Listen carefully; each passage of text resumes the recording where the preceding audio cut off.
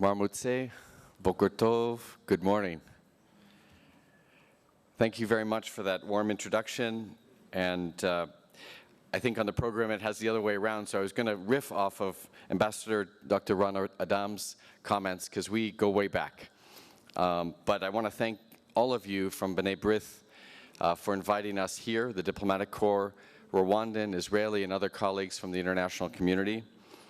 Particularly great honor to have the Honorable Chief Justice among us today, senators, members of CNLJ in Rwanda, members of B'nai B'rith, all other protocols observed. It's great to be with you today. 2020 marks the 75th anniversary of the liberation of Auschwitz, the end of the Second World War, and the end of the Holocaust. Just last week, I joined the Embassy of Israel, the Embassy of Germany, and others representing the international community to observe International Holocaust Remembrance Day here in Kigali. We were honored to have the presence of David Frankel, who is a Holocaust survivor, to tell us the story, his story, and those of the Jews of Hungary. And it brought me back both to my own visit to Auschwitz in 1987 and to Dachau in 1985, and also back to New York, where 60 years ago, the UN General Assembly passed Resolution 60/7, establishing the 27th of January as International Holocaust Remembrance Day, and urging every member state of the United Nations to honor the memory of Holocaust victims and to help prevent future acts of genocide through education and commitment to action. I'm going to leave that story to my friend Dr. Ron Adam, but just to tell a tale about how we got to that day and that resolution.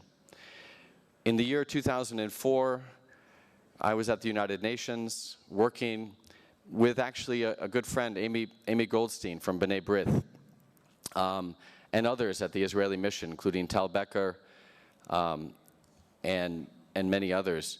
And the idea that 60 years after the Holocaust and after the liberation of Auschwitz, that the United Nations had not done anything to recognize that day or those events, struck us as a huge challenge for the memory of the victims of the Holocaust.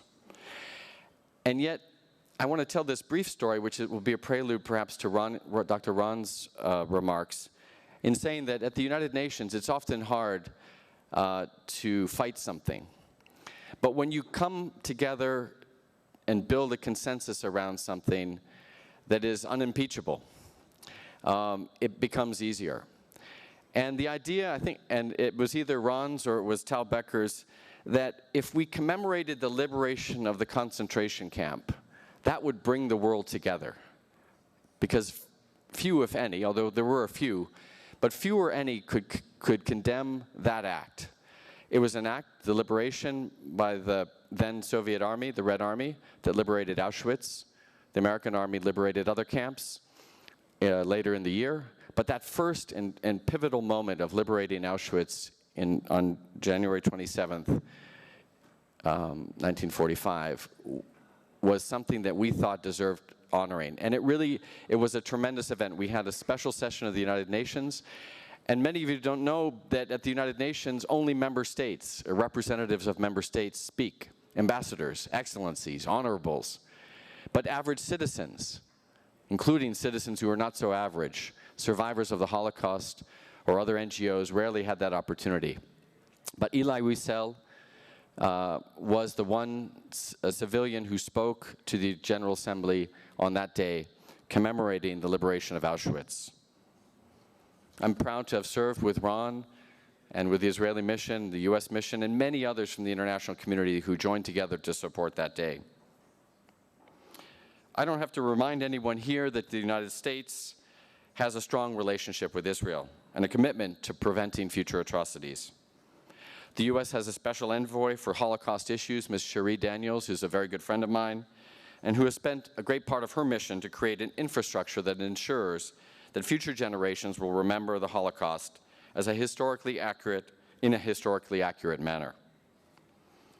This is also a mission that the government and people of Rwanda deeply understand, given its own history. And the U.S. government continues to partner with Rwanda to remember the victims of the genocide against the Tutsis and to preserve the genocide memorials across the country, including at the memorial at Nyamata, at the church in Nyamata, where the Ambassador's Fund for Preservation has helped the government of Rwanda and the institutions of Rwanda preserve the clothing of people who died in that church in 1994.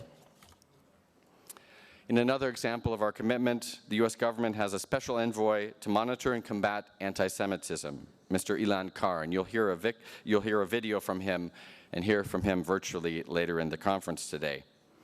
The United States, just like Rwanda, does not tolerate discrimination or hatred towards Jews, and Special Envoy Carr is working hard to support global efforts to combat anti-Semitism. This year, 2020, let us remember the continued importance 75 years after the Holocaust, 26 years after the genocide against the Tutsi, of collective action against anti-Semitism, against any effort of genocide, and to combat any form of bias to ensure respect for the dignity of human rights of all people everywhere. Thank you very much.